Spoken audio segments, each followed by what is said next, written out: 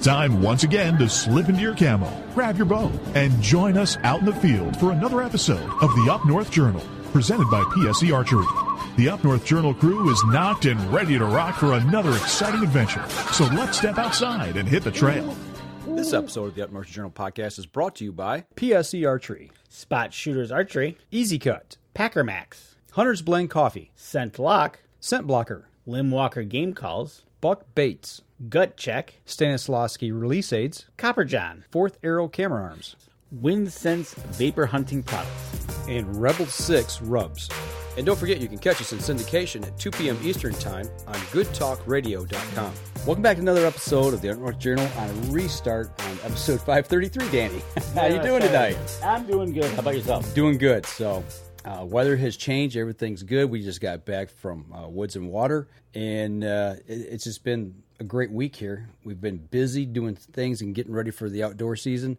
And we spent the weekend over at Woods and Water. But the thing we want to talk about is Treestand Safety Awareness Month. And Danny, you had an accident out of a tree, if I'm not mistaken, right? Yep. So without that, I think we ought to just go ahead and talk to our special guest tonight about safety awareness and tree stands and all of that good stuff.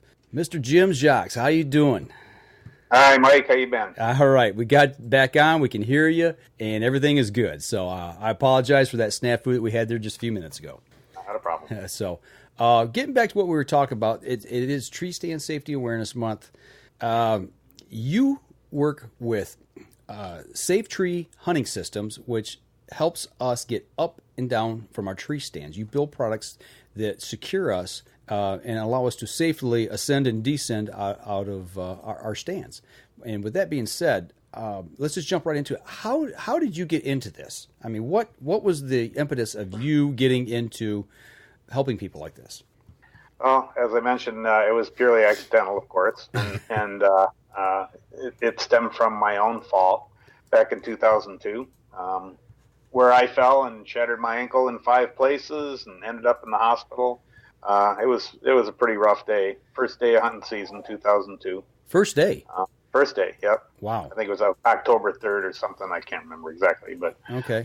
Yeah, my dad splinted my ankle up. He's a doctor and hauled me off to the surgery later that afternoon.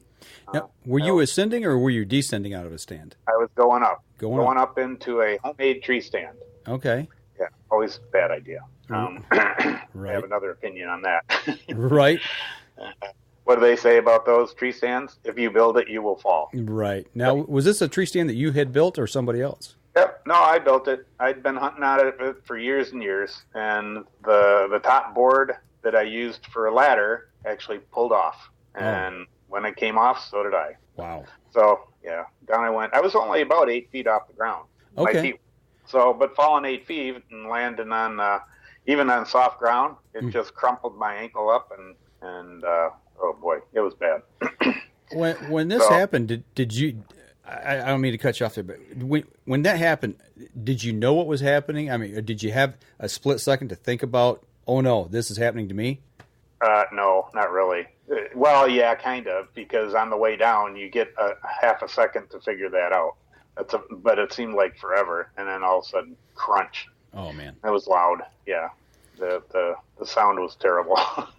Okay, so and then the scream following that was even louder, and then the anger because I knew what I'd done. Okay, so yeah, it was bad. So as you're laying there and you're thinking about this, like you said, those emotions going through your head. I just got to. At that point, what are you thinking, and how did you get a hold of somebody to get you out of the woods? Well, fortunately, my son was only about 100 yards away, and my dad was actually on the way to his blind because it was still dark out. Okay. So my son came over and saw me all crumpled up on the ground, and I told him to go get my dad, who's a doctor, and he ran out and got him, came back, and he splinted me up and drove his truck right to where I was sitting. I had to get up and get into the truck, which I barely remember. Okay. Then he drove me on our 2-mile, 2-tracker out of the woods, bouncing and bumping all the way, and then into the hospital, about 15 miles away. Did you pass out at all? Along the way? No, I don't think I did. But then, the surgery was later on in the evening. Once they got the drugs in me, everything seemed to calm down Right. a bunch. but then I went through the surgery, and I ended up with a horrible headache afterwards. And I ended up back in the hospital after that with what they termed to be aseptic meningitis, which is non-bacterial. It's just a reaction to the anesthesia. So that put me, I lost 2-3 days of my life. I don't know what happened ever. Okay. And they didn't know if I was going to make it. So, but I pulled out, thank God. Well, And then after that, that's how I got kind of started, sitting there thinking in my hospital bed, what the heck just happened, right. And I talked to a nephew, and he says, well, geez, Jim, how come you're not using these climbing lines? He was a rock climber. Okay. And he started showing me how does a Prusik work with a climbing line. And by the following year, in 2003, we had started this little business up, and it's been pretty busy ever since. Okay, so it came through your nephew being a rock climber. So he was familiar. Actually, I'm going to put a picture up right now of the Prusik knots and how they tie them. So he was quite familiar with this and how they worked. Yeah, he'd actually been using them. Okay, and rock climbing, I guess that's one thing that obviously lifelines and all that kind of good stuff. It's very important to him. So. So at that point, he says, why aren't you using them? And you decided that you wanted to take off with a company that would start making these and helping other people? Yeah, we went into business together, but him with the younger family wasn't interested in focusing on it, so I just took it over myself, and I've been doing it ever since. Okay. I have busy years and quiet years, but the first 10 years or so, I was very passionate about this. Yeah. And I used to read on the internet about people who have fallen, and it nearly brought me to tears because I knew what they were going through. Right, absolutely. Well, we got a question. We'll go ahead and post up tonight. Speaking of this, have you or do you know anyone who's fallen out of a tree stand? The question it's pretty simple, straightforward, yes or no. So we want everybody to kind of put that up there. I personally know 4 people. Actually, Danny now 5. And you counted in those. How many of your friends that had fallen, or did you know people who had fallen before your accident happened? I didn't know of anybody before, but after that, all of a sudden it seemed like they were coming out of the woodwork. Mm-hmm. Mm-hmm. Because I brought it up, and pretty soon, oh yeah, matter of fact, one guy fell one of my friends fell the same weekend that I fell, but he fell out of a big white pine tree. Okay. And he basically played pinball on the way down, so he didn't hit the ground that hard. But he was pretty bruised up from that. Yeah, I bet. All the branches. Now, Danny, talking about your accident a little bit, refresh us here on kind of what happened to you. So, in my younger days of hunting public land, we were hunting public land, and we found there was an oak tree that had a decent split to it, and you could climb up there, and you could stand up in there, and you would hunt from up there. Okay. And my brother was with me at the time, and he was on at another tree stand, and we had these microphones. Okay. So we could talk to each other, like a walkie-talkie, but you had an earpiece and a mic. Exactly. Okay. So it was if I remember, it was cold. It was kind of snowy, and I think it was time. We were like, okay, it's getting cold. I'm going to get out. So I turned around to take my step out, and the snow kind of packed into the tree, and it made it slick. Oh yeah, it did. And then he heard on his end, he heard the oh, and then the oof. Okay. And then the ow. And then I kind of fell down the tree, and then I hit. It was probably like I think it was about 6 feet. Okay. That I hit, and then I fell backwards, and I fell on my back. Okay. But luckily, there was snow. Okay. And there was no rocks underneath it or anything like that. But no broken bones? No broken bones, no nothing. But every day I think about these people, like Jim here, that things have happened. And he said from 8 feet himself. And it's like, that was the last time I played that game of playing young guy climbing into a tree that can hunt from it. So it was just one of those things. It was just like, it happens to you once. Yeah, you learn. It's Jim. You taught me early on when we first talked, and I don't remember how many years ago. It's been quite a while. Been a while, yeah. And you sent me a couple of those lines, and I still use them. I've got them in. I don't know if they're in my tree stands in Alpena or in Alcona County here in Michigan, or if I've got them in my 2 tree stands down in Indiana. But every time I go into a stand, I always make sure that we've got lifeline. The people, we all share stands now, both places that I hunt. So guys are bringing their lifelines in as well. So we equip everything with them. But that was the one thing is I always had one in the stand I was using, and I had one in my backpack. So if I went to another stand and I forgot to take that one out, I always had one with me. And I tell you, I don't climb without them. It's something that when I saw your X-ray, it stuck in my mind. Is like you don't ascend or descend without them. So good for you, Mike. Absolutely. And Randy has got a couple comments on Facebook Live that this is one of the knots that they're teaching the scouts this year. Okay. And it says the wife's uncle had this happen, and he's had neurological issues ever since the fall. How about you, Jim? Have you had anything with the ankle since your fall along those sorts as well? Well, let's just say I don't run any longer. Okay. You stopped running those marathons, didn't you? Well, I don't run anywhere. Gotcha. But it hasn't stopped you from hunting, though. Oh, no. I still go up in the tree, but only with a line. Okay. I won't do it otherwise. And, I have ways to get them up there so I don't have to climb and put them up either. So. Okay, well, let's talk about that, because that's always been a question of mine. Okay, when you've got a lifeline and you put your tree stand up, you're standing at the tree and you're like, I'm going to put a tree stand in this tree right there. That's the spot.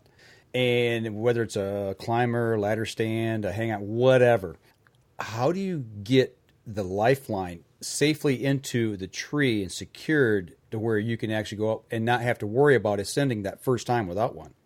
Well, 2 different scenarios. The easiest one is if you're using sticks. You use a short version of the lifeline and use it like a lineman's belt. Right. Okay. Once you get up there, you set the long line, and then you can hook onto that. That's the easy way.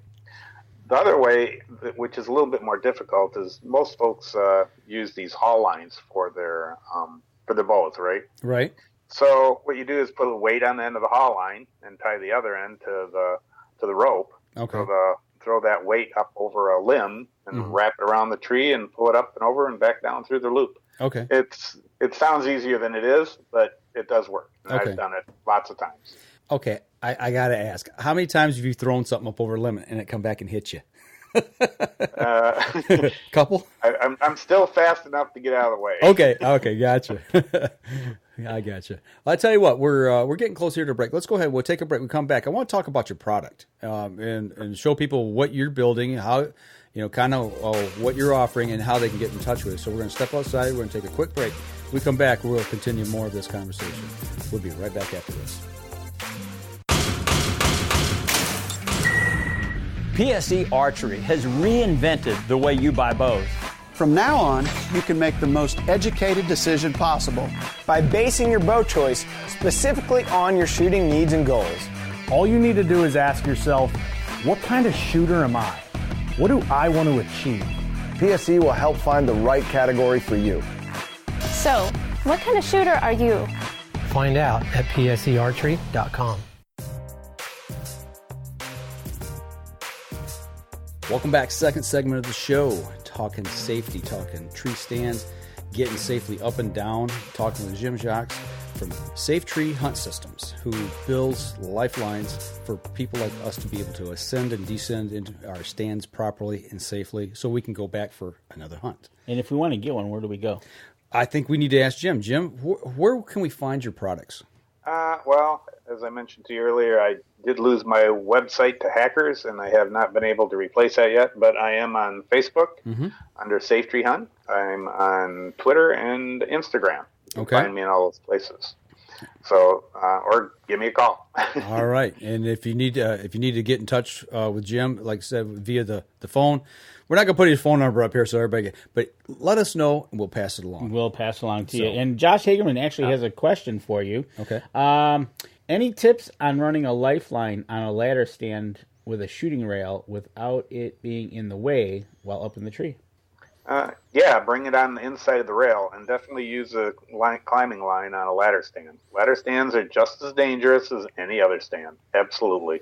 Yeah, absolutely. And that's all I use now is ladder stands. I don't like hanging out in the breeze, putting up a hang-on stand. I've never used a climber, so I've had no experience with that. But I've switched over to ladder stands, and I feel safer. I personally think they're safer. They're safer for me, but there's nothing wrong with using climbers or hang-ons as well. So. Getting to your product, I'll let you talk a little bit about it here. I got some photos of what you're building, and you can kind of run us through, what you're doing with it and how everything works. Yeah, the Lifeline is, I can make any size, but my standards are 30 and 25 footers. The line that I use is from Bluewater Ropes. It's a product that they sell called a salt line. It's 7/16. And it's the same type of line that they use for the search and rescue crews. Okay. It's a static line. It's not dynamic. You don't need dynamic for this. Okay. That's for mountain climbers who are falling explain long that. ways. Explain that a little bit. What does that mean?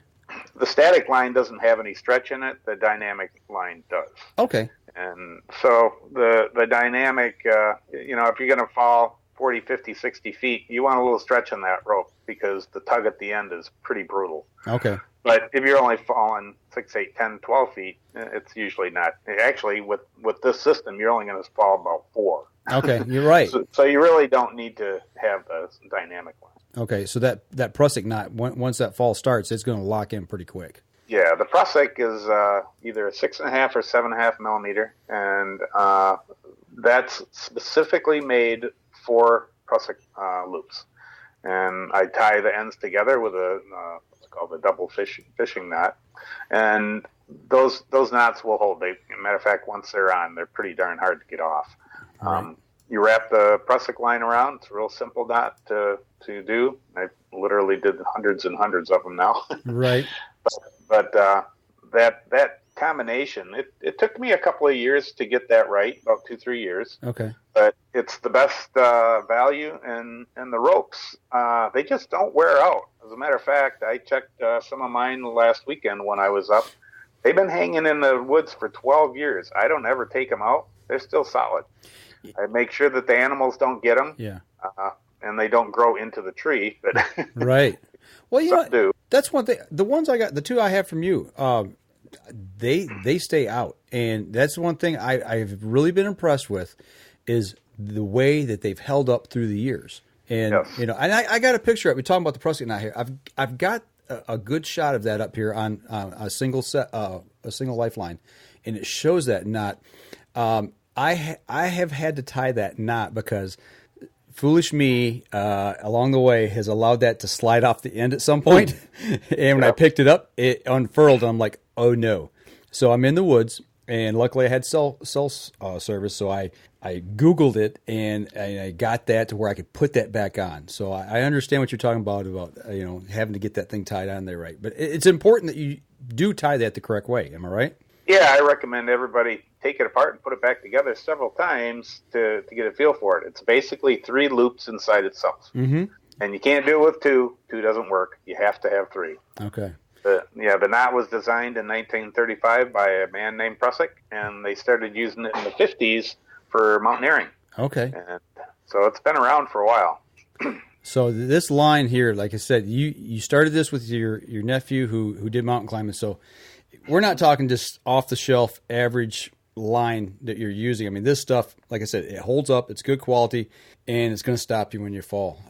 Yeah, that's a good point, Mike. That you don't really want to use the hardware store rope that you can pick up for cheap. I mean, this stuff retails at $1 a foot. It's not cheap line. Right. But you can find the gym ropes and things like that they'll use, and they're okay, but they don't have the outdoor lifespan that this stuff does. It's really solid. I mean, I've sold this all over the country, and occasionally I get some of the clubs that will actually buy these 50 to 100 at a time, which is a lot for me. Well, we're going to be getting some new stands at our club, and that I'm going to be putting an order in. I already know that to get some more. Now, talking about the average length, let's say I've got a 16-foot ladder stand. What what size or what length do I need to order for that? And let's say we're going to go up to a 20, because I know you offer different sizes. Mm-hmm. So, rule of thumb is general. You take the height of your seat, let's say 16 feet, add 7. Okay. And so that's 23. That's a very minimum. Okay. So I start them at 25 because there's lots of 15-foot ladder stands. And some go up to 20 and 22, which, add 7. That gets you 29. So I've got the solution for the 15 to the 22-foot ladder stands. It's either 25 or 30 footers. Okay. Some guys go higher, and I'll make longer line as well. Okay. Yeah, because I know there's some guys with climbers, I've heard that they go way up. I mean, it's incredible. I'm like, are you kidding me? You're actually that high in a tree? I was like, there's no way I'm going that high. The longest I've made is 40-footer. Really? And I work with the guy, and I think he's crazy. And so does he. So. All right, I got you. Another question for you. Let's say, unfortunately, you take a slip and fall, and everything is going to work like it should. Once we've slipped and we've pulled on that Prusik knot and put all of our weight on it with whatever gear we might have with us, whether we're hauling up a backpack or whatever, should we replace the Prusik knot line, or should we replace the actual lifeline itself? I don't think you need to, because it's usually pretty solid. They're meant to take that type of abuse. I would not leave a Prusik loop out in the weather. Okay. Years and years and years at a time. I replace mine every 3 years. Okay. The lifeline I leave out there pretty much forever. But okay, I gotcha. Dan, what are you thinking? You're over there awful quiet. Well, you know what? I'm reading a comment here that's coming along on the Facebook, and Dustin Worley down in Virginia got lucky once hunting in Hurricane Matthew during 2016. My first question is, why are you hunting in a hurricane? I'm just reading Whirlybird. I'm just reading what I'm right. I think that's where he got his nickname, Whirlybird. Right. Had a strap break on top of a ladder stand. The stand moved, and luckily he caught it. He used paracord to hold it to a tree. Held it till he was able to get down. Straps didn't break, luckily, on the stabilizer bar on the ladder section. Since then, he uses a harness. It wised him up quickly. Use a harness, folks, please. Yes. Absolutely. Ken Cicluna says it's a key knot for saddle hunting. Yeah, you know what? That's a great point, because I've looked into tree saddle hunting. Jim, do you get requests for certain pieces for tree saddle hunters as well? Yeah, I do. As a matter of fact, I just talked to a guy yesterday and gave him a 12-foot piece. That's all he needed. Plus a Prusik loop, which is a little bit longer than I normally make. So he was all set. Matter of fact, he just sort of hooked me up with Saddle Hunters Nation and another Facebook page. So I've been looking in there to see what I can do to help those folks out as well. Okay, that's awesome. And Ken Cicluna, he's one of the guys that works with us here at the Up North Journal. Ken, thank you for that, because I completely forgot about Saddle Hunters. I mean, that just kind of slipped my mind. So thank you for bringing that up. And Dustin Worley's reply is he's dedicated. He's dedicated. Yeah, he is dedicated to hunt in a hurricane. Right? I'll give it to you. So, now we talked a little bit about where to find them. We talked a little bit about the product. What can let's say Mike calls up and Dan calls up. Mike needs a 25-footer. Dan needs a 35-footer. What do we expect to pay for something like this? Well, my standard 30-footer is $36 now. Okay. About $5 less, about 30 to 31 for the 25. I got to look at the page. I don't have it in front of me. Okay, no, that's fine. That's fine. But yeah, they're not very expensive, and they've gone up in the 17th. Well, I'm in my 17th season now. They've gone up from just 30 to 36. That's not too bad. No, and the thing about it too is a little more than $1 a foot. Your life is not worth $1 a foot, right? Or $2 a foot, whatever it is. But I will say, I know your prices are better than some of the ones we see in the stores. I do know that. Well, from a quality standpoint to the price, I beat them all day long. But I don't have any overhead either, and I don't sell these to make money. I make a little bit, but just enough to keep going for next year, right? There you go. And speaking of that. If people order today, do you have them in stock, and are you ready to ship them out ASAP? Yep. Mostly I do. Sometimes I gotta wait a couple of days for new stock to come in, but usually I have it, and I do have some right now. So yeah. Okay, good excellent. Deal. That's good to know, because I know I'm totally off topic. Over Mr. Buck Bates was kind of getting nervous yesterday about his shipment. Oh, that's right. Yes, waiting to come in. Right. That's right. So it's good to know that Jim's got everything in stock, ready to go. Give him a shout. Get a lifeline. Absolutely. I tell you what, we're getting close to another break here. Let's go ahead. We'll take another break. We come back. I kind of like to talk a little bit. You and I talked before the show a little bit about the force of hitting the ground, the speeds and things like that. We got some numbers we got from the Treestand Safety Association, or I think that's what they're called. But anyway, we got a couple things we want to talk about in that arena as well. And then might want to pick your brain just a little bit about your hunting, and your experiences and things like that, and how you got started out in the outdoors. So we're going to step outside. We'll be right back after this, and we'll continue the conversation.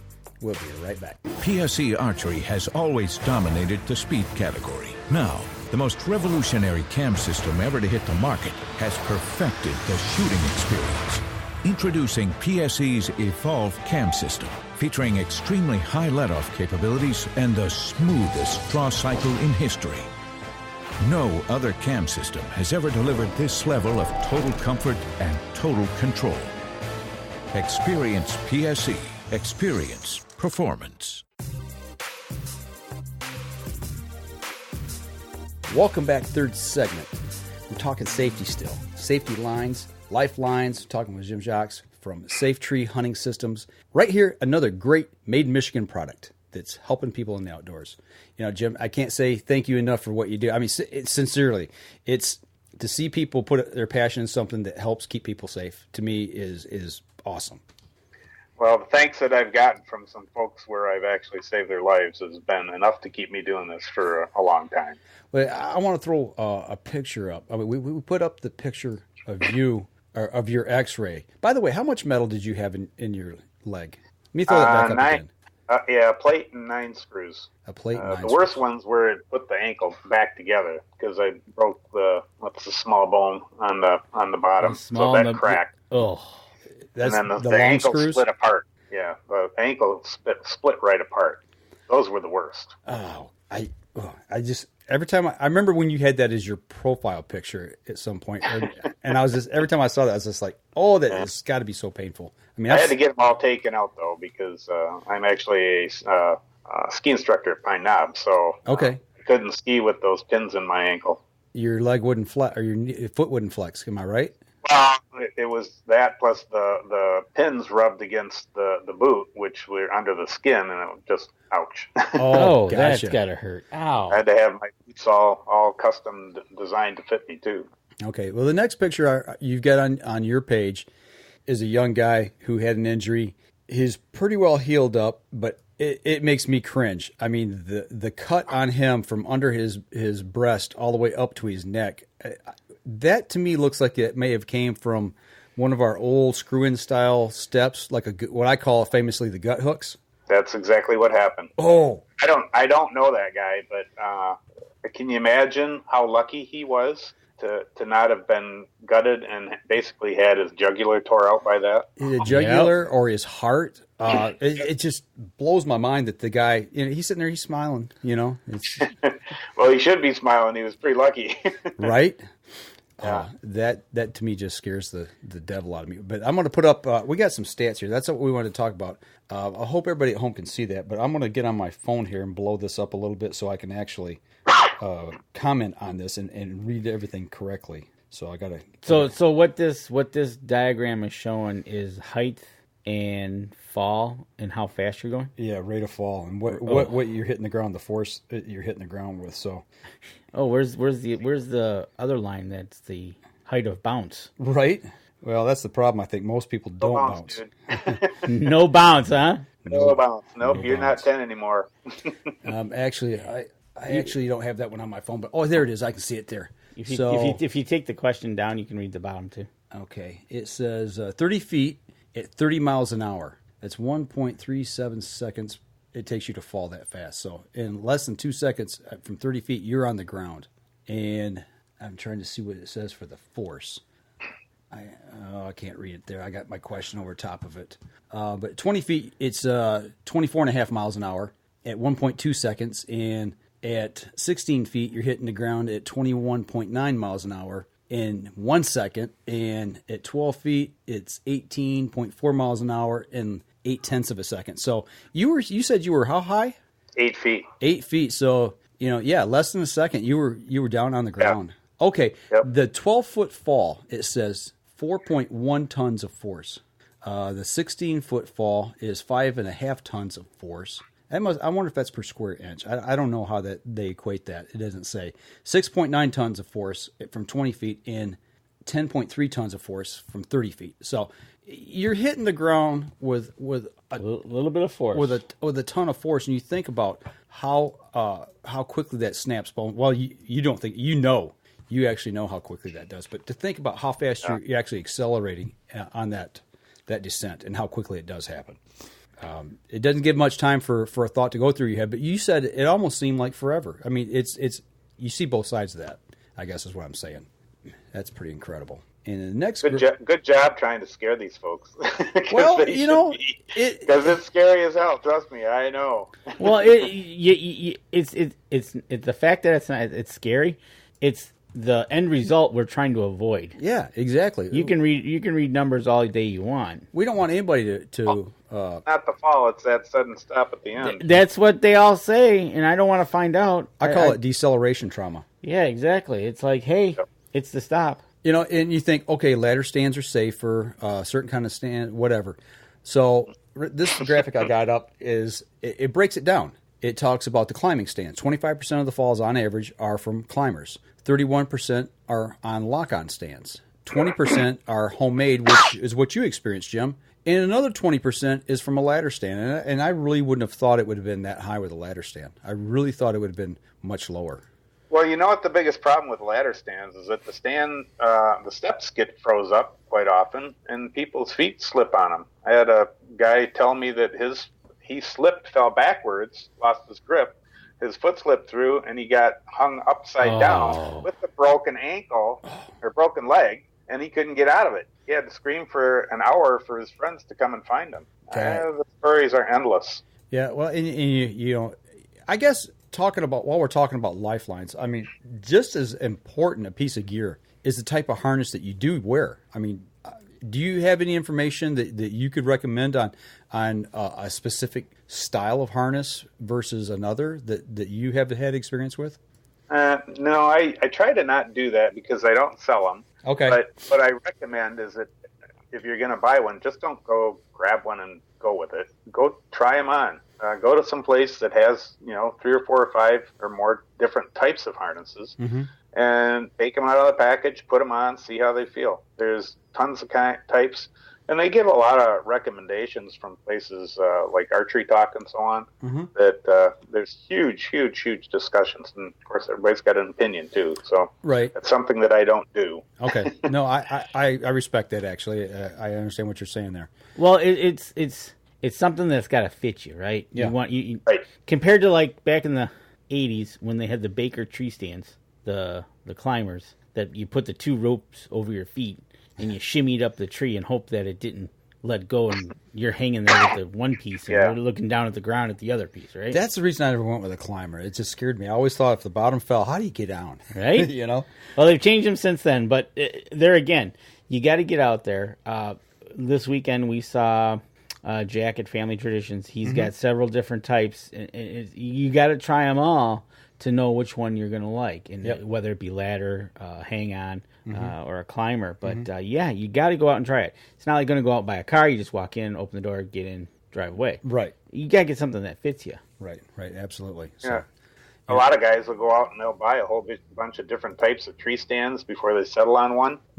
I think you should probably do that with a harness too.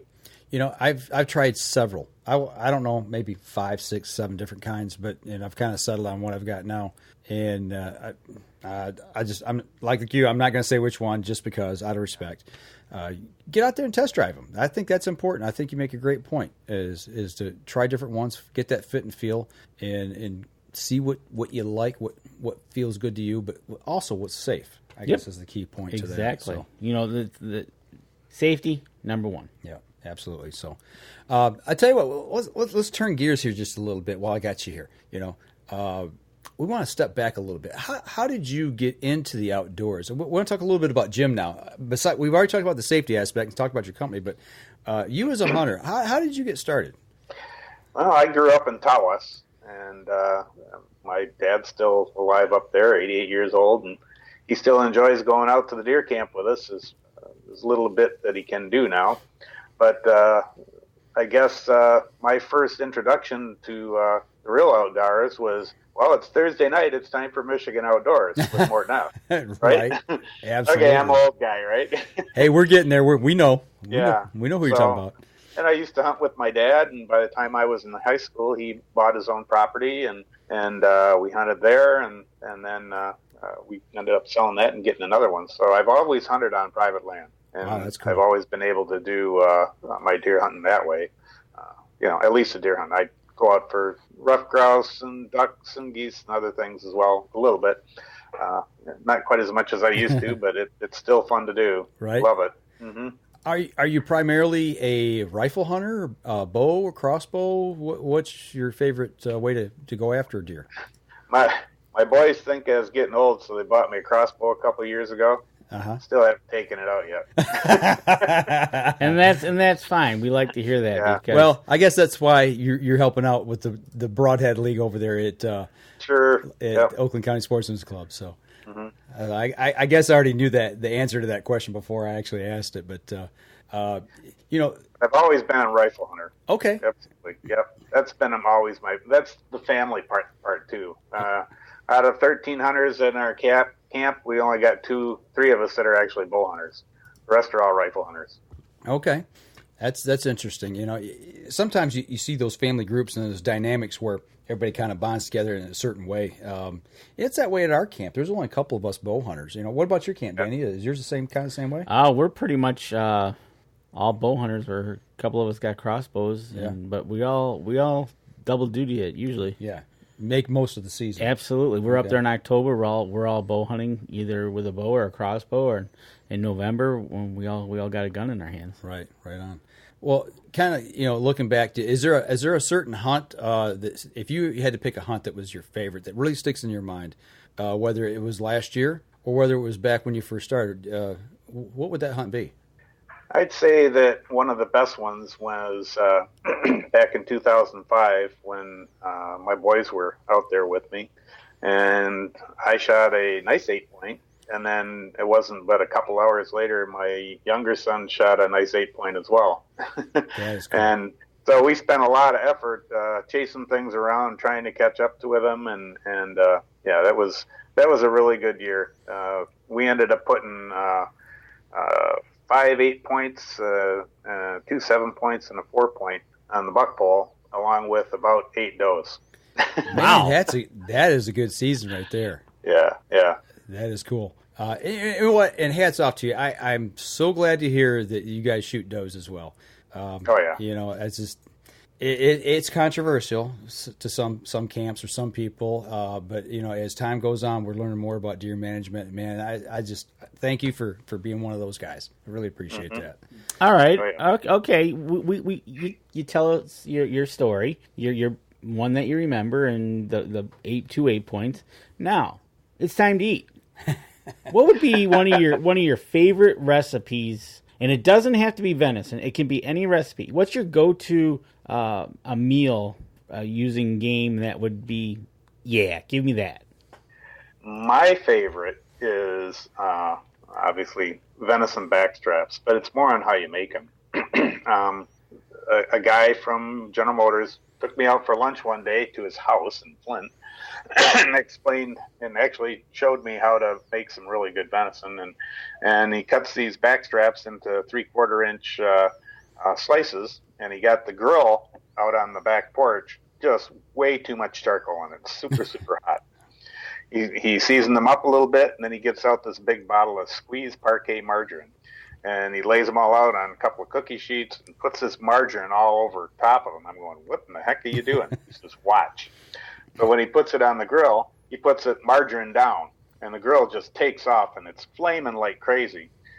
2 minutes, and in the meantime, he puts more margarine on the other side, and then he flips them over about 2-3 minutes later we take them off. Oh my God, it was the best I've ever had. He seared it good. That. Oh, it was great. It was basically seared, and they didn't cook, but not even 5-6 minutes. And so I do that out at our camp, and we have them probably 2 or 3 whole backstraps for our group, and those are hors d'oeuvres.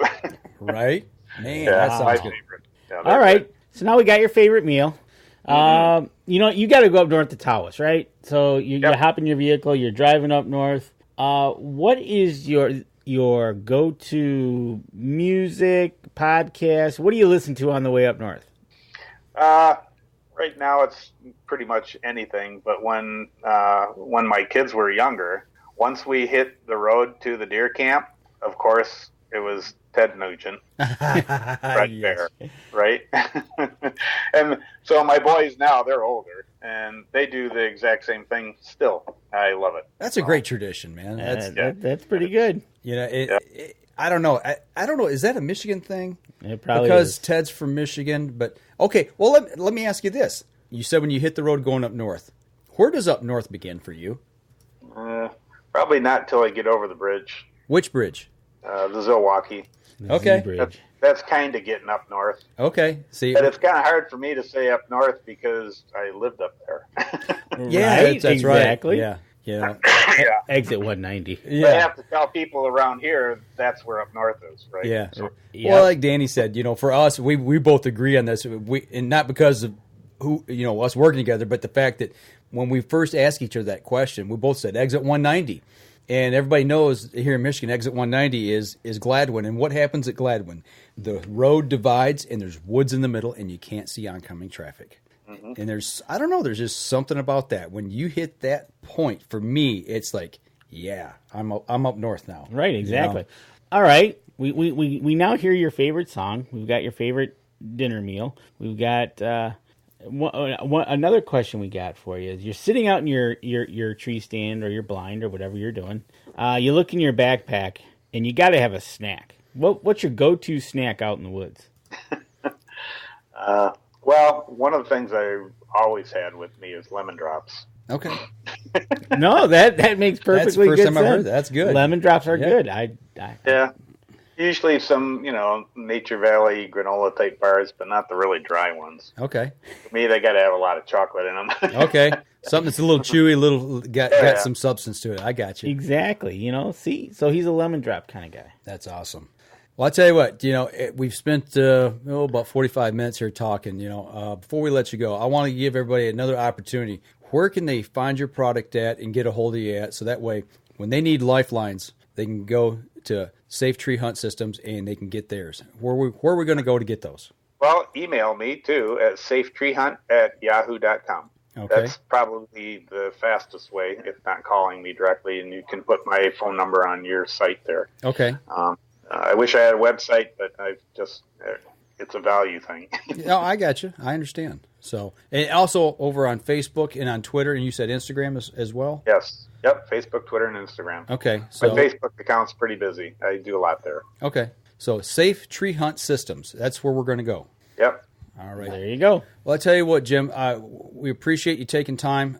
More importantly, I appreciate what you do for hunters out there and keeping us safe. This is a subject that Danny and I, we've talked about before, and it's like we've got to get you on to the show and talk about this because it's important to us, and we think it's important to everybody else too. We got any questions before we let them go? Nope. Okay, we're all set there. So I tell you what, we're going to step outside. We're going to take a quick break. We come back. We'll cover a few things here that Danny and I did this weekend as we wrap up the show. So we're going to step outside. We'll be right back after this.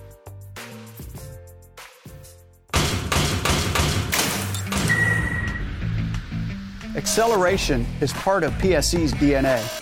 PSE pioneered the speed movement. Now they've developed the vapor category to help you find the most powerful bows on the market to fit you. High speed equates to intense power and building the momentum you need to be successful. Are you a vapor shooter? Find out at psearchery.com.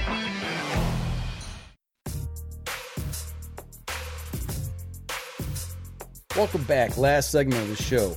Before we get too far into the segment, I want to throw up real quick the first of all, the promo code here. Make sure you go over to Hunter's Blend I finished mine. You're having your second cup. Yes, second cup. UNJ promo code right there.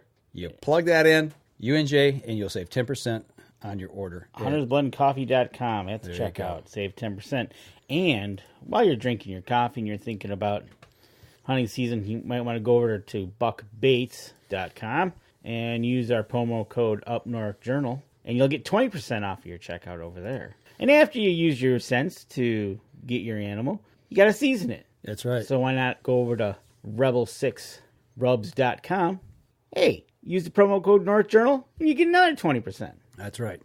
So we want to thank all three of these companies who are working with us and helping us out, and in turn giving our listeners and viewers here the opportunity to save some money on the gear that they offer. So go over there, give them some love. And I want to say this, we said it on the pre-show tease, but we were at Woods and Water this weekend, yesterday and today, and both days we heard stories, and we actually had a couple people come up to us and talk about how much they liked the show and thanks Listen to the show. And they're back in purchasing product. Right. They both stopped at both booths there and mentioned the show and how they like to listen to us, and gave us a couple compliments. And it was very rewarding to be able to hear that, and also rewarding to know that they're visiting our supporters as well. Absolutely. And we want to say thank you for supporting the people who help us. Absolutely. Hey, shout out to Randy Duncan. The wife, boys, and 5 of his scouts were able to get their hunter safety cards today. Woo! Yes. Absolutely. So happy to pass on the hunting heritage, and seeing class was packed with new hunters. That is awesome. And Randy, he continually gives back, I know he's not here on the show with us a lot, and we don't see a lot from him, but he's still part of what we do here at Up North Journal. Absolutely. We want to thank him for what he's doing with his is it Boy Scouts or Cub Scouts? Boy Scouts. His Boy Scout group, and teaching them, number one, how to become a man. Let's face it, that's what it is. Well, earlier he said they were showing them how to do the knots, and here they're passing hunter safety. Mm-hmm. So, Randy gives back a ton. And hopefully we'll see Randy this week at League. And it'll be our last week for League. That's right. So we'll talk about that next week. But I tell you what, Woods and Water this weekend, perfect weather. Oh, dude, was it awesome. I said my trigger finger started twitching. The weather has changed. I saw my first leaf on the ground. The leaves are changing. Today I noticed leaves changing in the area. It's Cub Scouts. It's here, man. Oh, it is Cub Scouts. Okay. But you know what? It's funny you mention that, because one thing we did notice is that when we talk, we seem to lose where we're at. I'm not going to lie.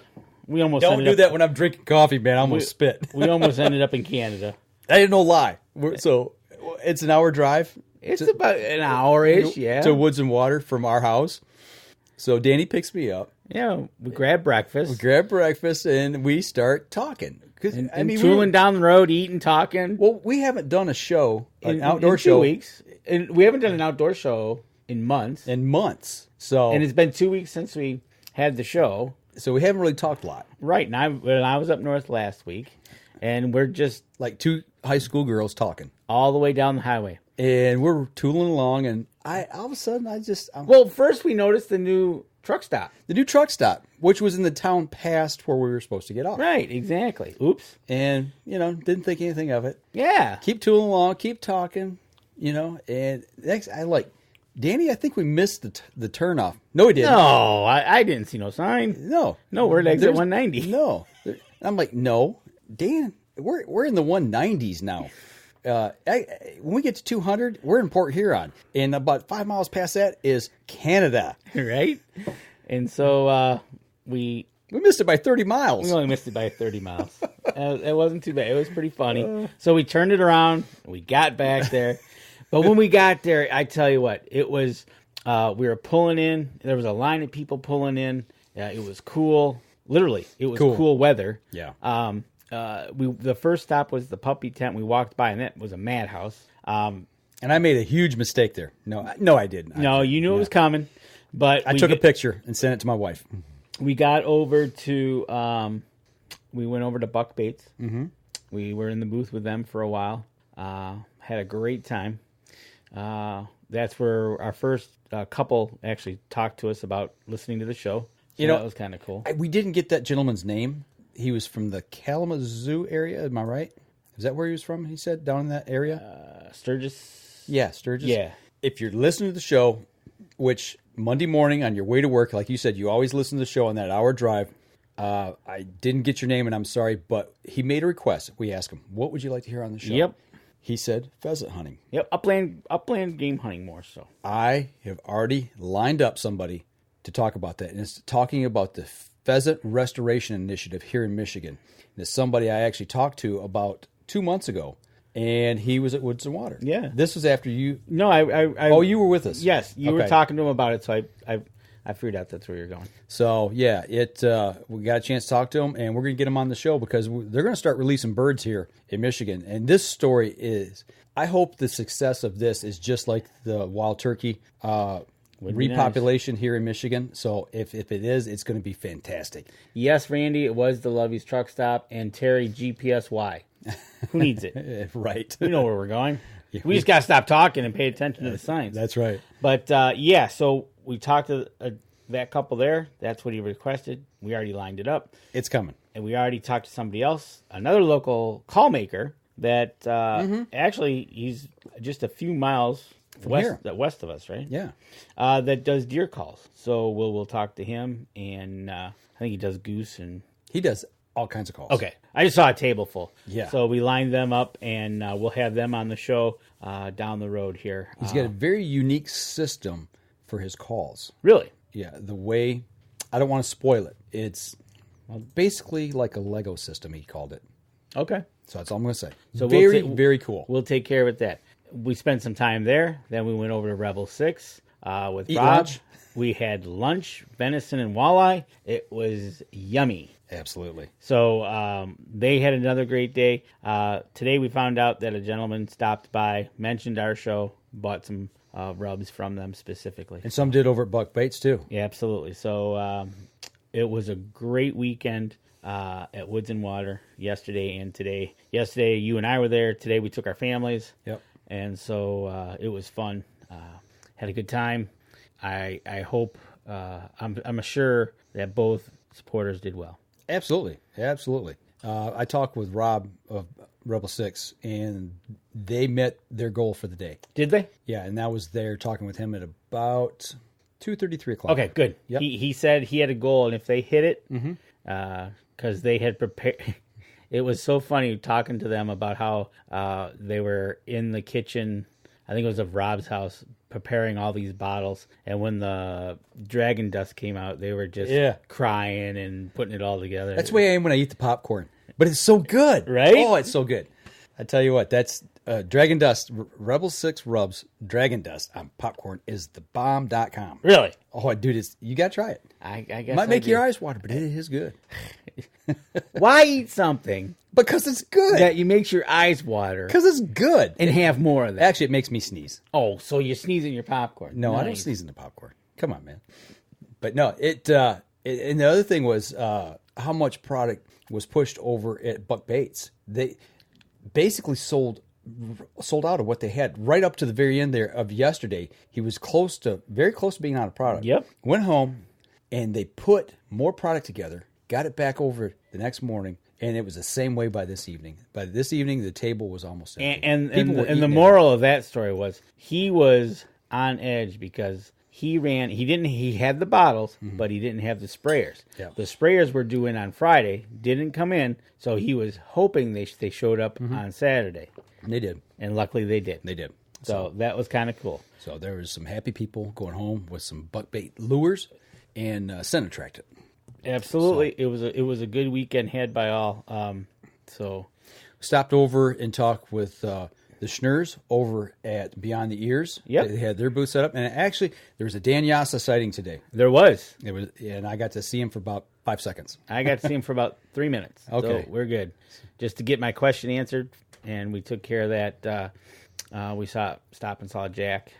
Jack Turner from Family Traditions Treestands. That's one of the hardest working men I've seen around there. That guy is nothing but go. Right. That's Treestands that I use. I've got them down in Indiana, got them up at our place. We're fixing to put another order in for some more for our deer camp, either this fall at some point or next spring. All right. So it was a good weekend, a great weekend to start the push for hunting season. Because I think the youth season is going to kick off here next weekend. Next weekend, absolutely. So it was perfect timing, and it was good to see old hunters, young hunters, and everything in between. Yeah, males, females. When we were talking to him, I had a young gentleman today. He was kind of just starting out, and we kind of went through his little process, and I sold him one bottle. That's all he had money for, and he said, "I'll take one of those." I said, "All right." So it's good. Getting them going. Absolutely. That's then awesome. Another one. I don't think you were there. It was the young man buying the call. I heard that story. Okay, yep. One thing nice about what Buck Baits does is their calls, they priced them for the show at a reasonable price where the young man could afford it and not worry about, hey, I paid $50, $60, $75 for this call and I scratched it or whatever. No, $20, here you go, and away you went. Yeah, you get these younger kids getting into the outdoors, and I know when I started, my dad didn't say, "Hey, go here's some money, go get this or go get that, whatever you need." No, I had to earn it. I had to mow lawns, take the trash out, do whatever, work small side jobs as a kid. I started roofing houses when I was about 10 with my dad, putting a few dollars in my pocket. Yep. So you've got, I had to earn that to be able. And when kids do that and they're putting skin in the game, it's nice that Buck Baits does that to help get people started. Absolutely does. So hats off to them. And so next week, in the next week, we've got the last Thursday night league shoot. We'll be done. That'll be our 4 weeks. We'll be ready and prepped for deer season. Let's save that for next week. But I will say, nope, that's all I'm going to say. It has helped. It has helped. And we'll see if we can't hear anything about the youth season, or that'd be also the Liberty Hunt, correct? That's right.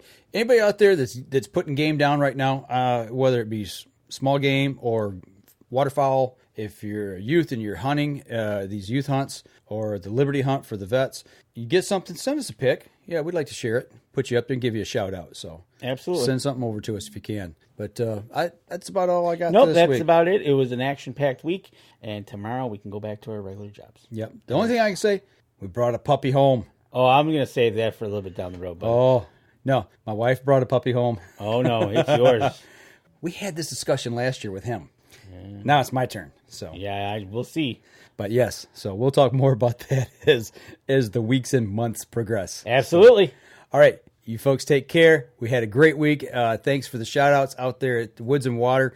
If you see us out there, at any of the shows, let us know. Stop us, talk to us. We'd love to hear this kind of stuff and feedback, especially for what y'all would like to hear on the show. That's right. So we're going to sign off now. We'll be back again next week. Y'all take care. And don't forget, you can catch us in syndication at 2 p.m. Eastern Time on goodtalkradio.com. This episode was brought to you by PSE Archery, Spot Shooters Archery, Easy Cut, Packer Max, Hunter's Blend Coffee, Scent Lock, Scent Blocker, Lim Walker Game Calls, Buck Baits, Gut Check, Stanislawski Release Aids, Copper John, Fourth Arrow Camera Arms, Wind Sense Vapor Hunting Products, and Rebel 6 Rubs.